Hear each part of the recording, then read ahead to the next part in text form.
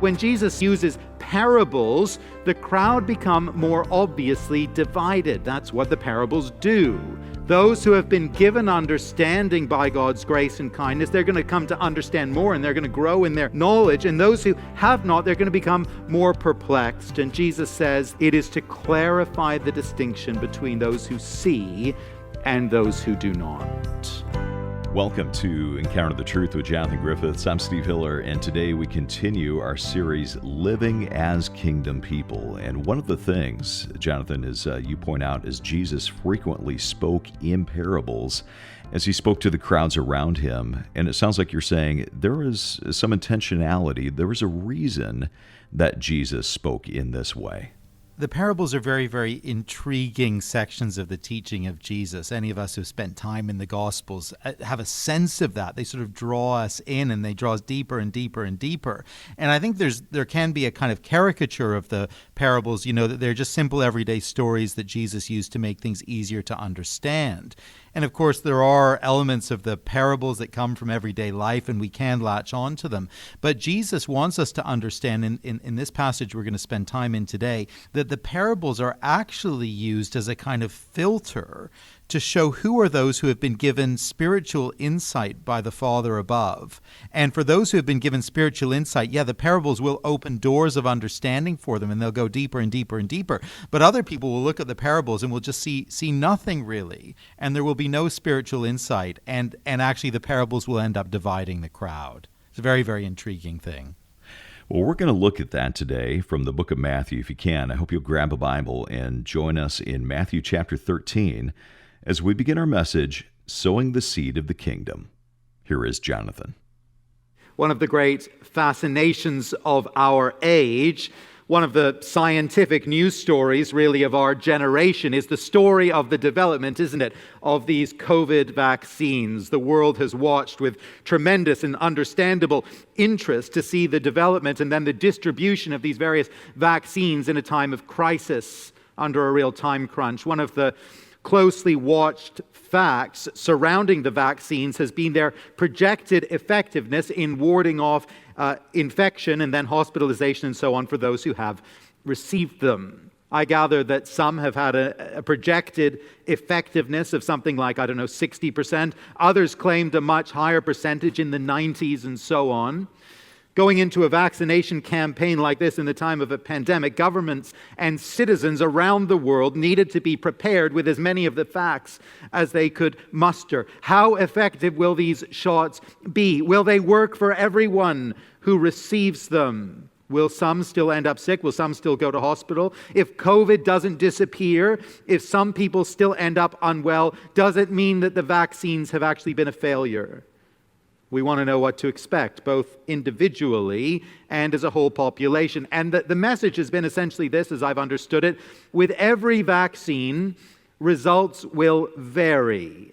Not everyone will be spared infection. Expect a marked response, but also a mixed response to the vaccine.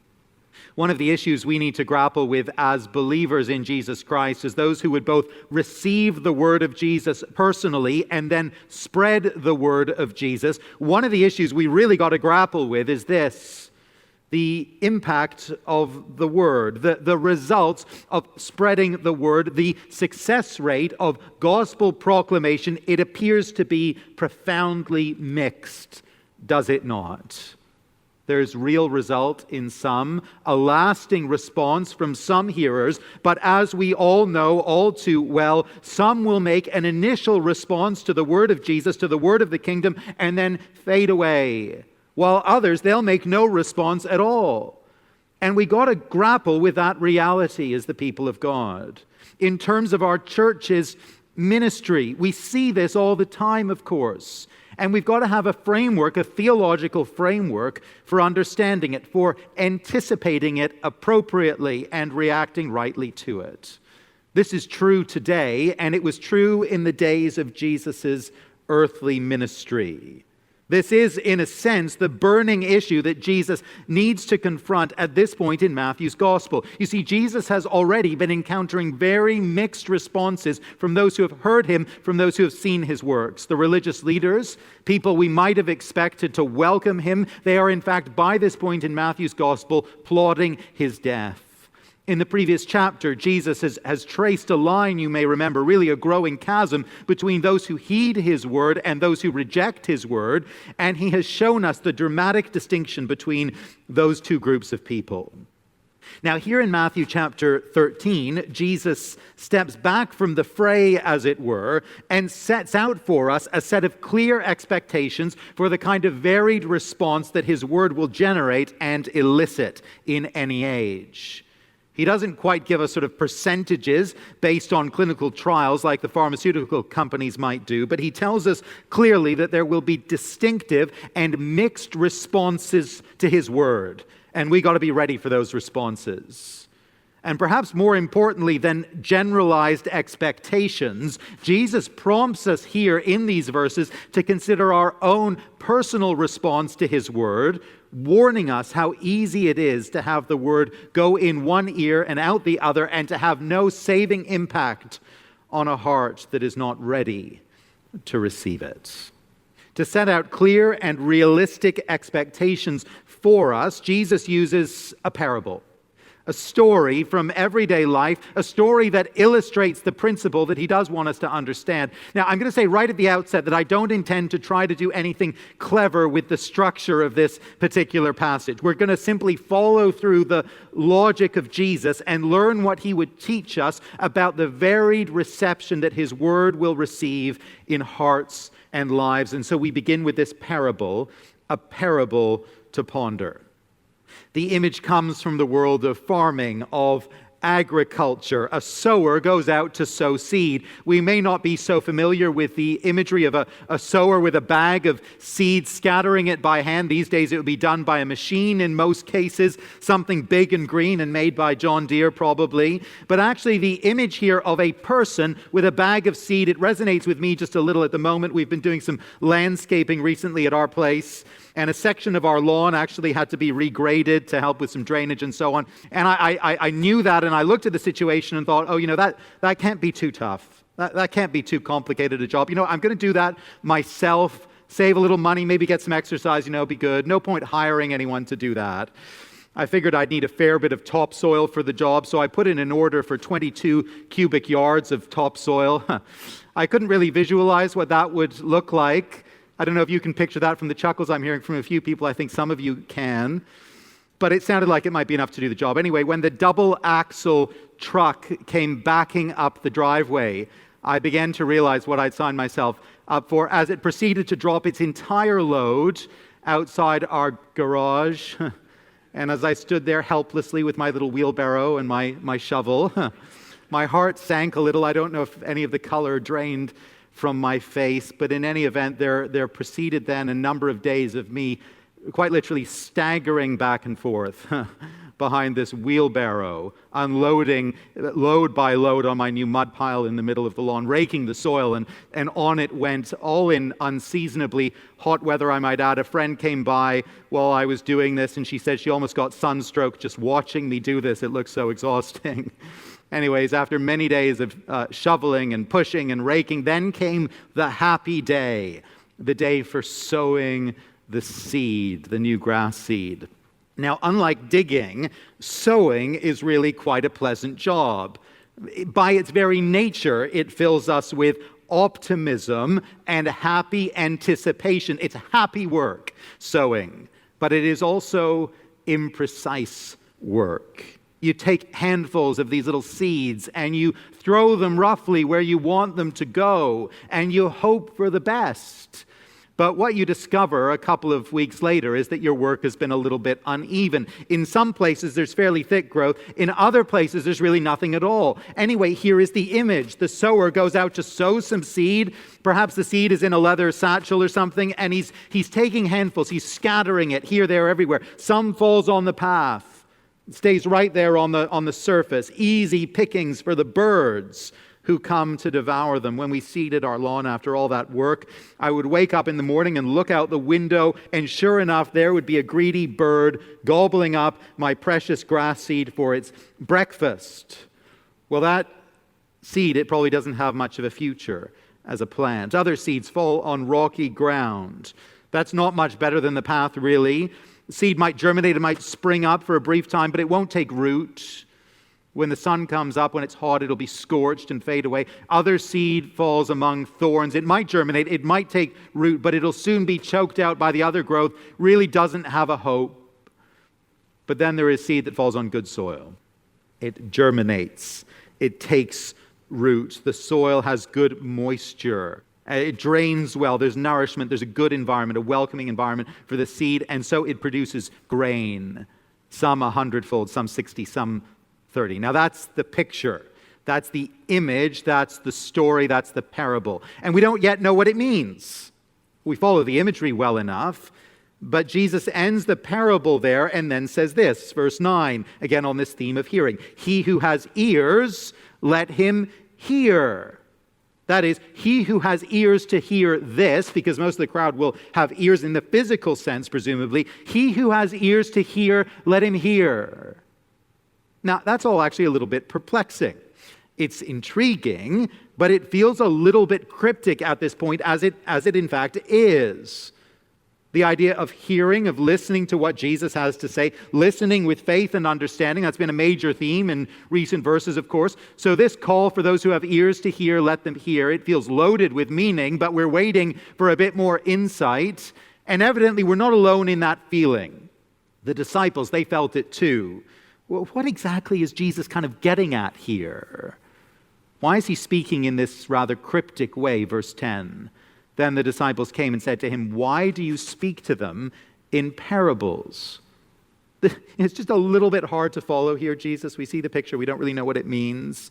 You know, if we're aiming for simple and clear communication, if we're aiming to promote understanding here, to get the kingdom message out, maybe you could consider, minimizing, reducing the cryptic little stories. Might help a little. And receiving that question, Jesus takes time now to address it. He'll come to the parable itself in a moment, but now he tackles this broader issue that's been raised by the disciples. Why the parables? Why does he teach like this? You're listening to Encounter the Truth with Jonathan Griffiths and a message called Sowing the Seed of the Kingdom, part of a larger series, Living as Kingdom People. And I don't know about you, but I got to stay tuned because in just a moment, Jonathan's going to come back and he's going to address that question that was asked just a moment ago. Why does Jesus teach like this, using the parables that he used? Well, whether you can stay tuned for the rest of this broadcast or not, if you ever miss part of a program or you want to go back and listen to a broadcast in its entirety, you can always do that by coming to our website. It's encounterthetruth.org, and you can stream the program or download the MP3 for free. That's at encounterthetruth.org. You can also listen on the go if you have the Encounter the Truth app, and it's free. Simply go to your favorite app store and search for Encounter the Truth, and that's a great way to stay connected with Jonathan's teaching on the go and whenever it fits your schedule. And while you're at the website, in addition to, just checking out more about the program and listening online, you can check out our Moment of Truth. That's a weekly devotional, and we'd love for you to begin to read that. Again, just go to the website, encounterthetruth.org, and look for Moment of Truth. Well, if you did join us a little bit late, we're in Matthew chapter 13. Let's get back to the message as Jonathan once again gets back to the question, why did Jesus teach using parables? Here is Jonathan. Why the parables? Why does he teach like this? His answer to that question, I think it comes as quite a surprise. We might expect him to say, are people struggling with the parable? Oh, I see. Oh, I hadn't realized. I'm sorry. I was going for something really easy, a simple story to illustrate the point. Obviously, that was a communication strategy that actually didn't work out so well. Let me take that feedback on board and kind of change course. We'll do something different now. But what does he say? Verse 11. And he answered them, "To you it has been given to know the secrets of the kingdom of heaven, but to them it has not been given. For to the one who has more will be given, and he will have an abundance. But from the one who has not, even what he has will be taken away. This is why I speak to them in parables, because seeing they do not see, and hearing they do not hear, nor do they understand. The disciples assume that this understanding gap, the gap between those who hear and comprehend and those who do not, they are assuming that it comes down to communication, strategy, effectiveness, ability. And they want Jesus to know that his communication method is not very effective at this point. But Jesus has something rather stunning to tell them. It's almost shocking. The understanding gap is not a matter of communication and comprehension. It is a spiritual issue. It is rooted in the work of God in the heart of the hearers, and rather than serve as a teaching device that frankly seems to fail for many hearers, the parables actually serve a rather different purpose. They serve to expose the spiritual reality of the heart of the hearer. Well, that's fascinating. The disciples have been given, says Jesus. That's the language he uses. The disciples have been given to know the secrets of the kingdom of heaven. God has worked within their hearts to give them understanding, to open their eyes, to enable them to see. It's a work of grace, a divine work, a work that God alone can do. But to those who do not hear and understand, end of verse 11, to them it has not been given, says Jesus. And so when Jesus speaks the word of the kingdom, and in particular when he uses parables, the crowd become more obviously divided. That's what happens. That's what the parables do. That's what they expose. Those who have been given understanding by God's grace and kindness, they're going to come to understand more, and they're going to grow in their knowledge. And those who have not, they're going to become more perplexed. And Jesus says this is actually at the heart of his purpose in the parables. It is to clarify the distinction between those who see and those who do not. You see, I think we do tend to assume that the parables are simple stories that Jesus uses to make things easy to understand. These are sort of prime Sunday school material, right? Ready for the flannel board, ready to go, ready for VeggieTales to record and produce and to run with. And there's no doubt that they are teaching aids of a particular kind, but Jesus tells us that his core purpose is different. It's not just to make things as simple as possible. It is actually to filter listeners. Those who have been given spiritual insight will see and enter in and grow and mature. And those who have no spiritual understanding will simply look on baffled and then walk away. And in a sense, these simple stories, they actually serve as a kind of judgment upon the unrepentant and unbelieving. That's what Jesus is pointing to when he quotes from the prophet Isaiah, verse 14. Indeed, in their case, the prophecy of Isaiah is fulfilled that says, you will indeed hear but never understand, and you will indeed see but never perceive. For this people's heart has grown dull, and with their ears they barely hear, and their eyes have closed, lest they should see with their eyes and hear with their ears and understand with their heart and turn, and I would heal them. These words come from the Lord's commissioning of the prophet Isaiah in chapter 6 of that book. And the prophet is given a rather depressing sounding job, actually, when you look at his commissioning. The expected result of his preaching is going to be that people will harden their hearts, at least for a season, and reject the Lord's word. He's to go out and preach the word. Go and preach your heart out, Isaiah. But it's not going to go well, at least not initially. And Jesus says, in the case of listeners who do not hear and do not understand the word, do not receive it with faith, that's the effect of his own ministry as well. It is a prophetic ministry of that kind. And none of that, the disappointing results, the mixed results, none of that is a surprise to the Lord. It is, in fact, part of his mysterious purpose. The preaching of Jesus is in fact designed to draw out the fundamental distinction between his listeners. Now, at this point, we are tempted to scratch our heads just a little, I think. It's not really what we expect Jesus to say, is it? It's not what we were anticipating. We think all of his teaching is centered on an urgent appeal to get as many people as possible to understand and respond. And of course, Jesus has this huge heart of mercy toward the lost people before him. We know that.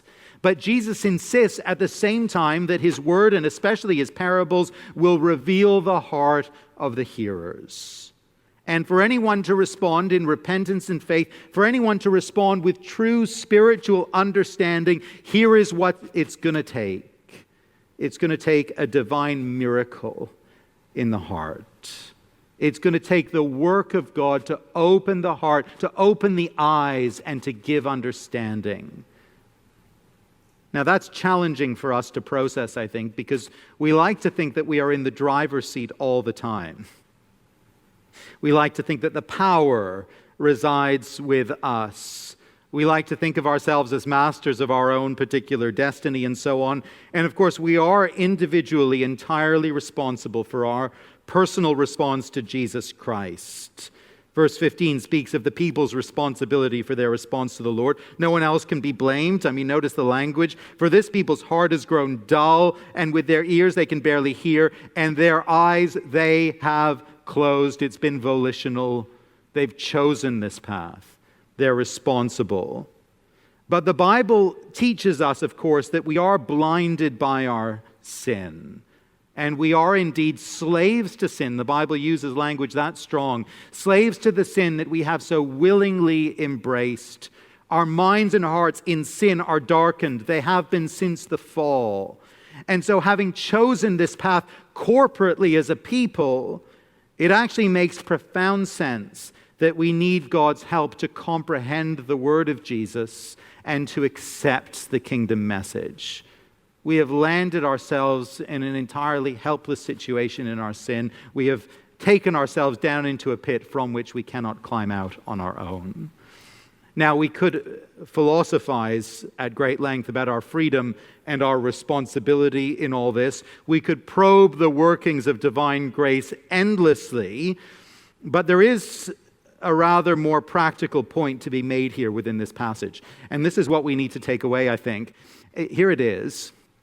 If we or our loved ones are struggling to understand and struggling to accept the word of Jesus, if the light switch just won't turn on, if it feels like you are hitting a brick wall in terms of your own personal understanding of the kingdom message of the word of Jesus, here's what we've got to do.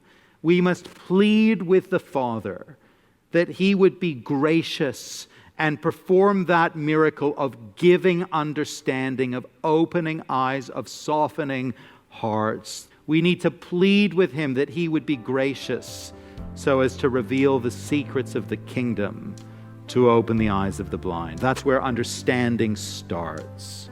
That's the heart of the issue. You know, we can argue the faith, and you'll have had this experience, I suspect. We can argue the faith with someone who is not yet a believer until we are blue in the face. But if the Father does not bring about a miraculous spiritual work in the heart, nothing is going to happen. There will be no effect. Jonathan Griffiths with the message, Sowing the Seed of the Kingdom. And we've been taking a look at a parable to ponder, why Jesus taught using parables, and then he began to explain them. We are going to have to pause right here, but we'll continue next time. If you ever miss a program or you want to go back and listen again, do that at encounterthetruth.org. Well, Encounter the Truth is a listener-supported broadcast. We do depend on your generosity to keep this teaching on the station. And as you give a gift of any amount this month, we want to send you a book called The 4 Emotions of Christmas. And Jonathan, why did you pick this book? Well, I think our great hope is that the book will bring encouragement at Christmas time, both for those who know Christ and those who don't. I think Christmas is often a time of very, very mixed emotions. We know it's meant to be the most wonderful time of the year. We know it's meant to be magical, and sometimes it is, and sometimes, well, it isn't. And in this little book, Bob Lepine takes us through the emotions of Christmas and actually traces those back to the first Christmas and draws us to find our joy in Christmas, not in our circumstances or our situation, which may be great or may not be great, but to find our joy and hope at Christmas in the Lord Jesus Christ, who came to be our Savior. And I think that'll be an encouragement. I think that'll be a help to all of us. Well, we would love to send you a copy of this book. Again, it's called The 4 Emotions of Christmas. It's our way of saying thank you for your financial support this month. You can give a gift online when you come to encounterthetruth.org or call us at 833-998-7884. That's encounterthetruth.org or 833-99-TRUTH. For Jonathan Griffiths, I'm Steve Hiller. Thanks for listening, and I hope you'll join us next time.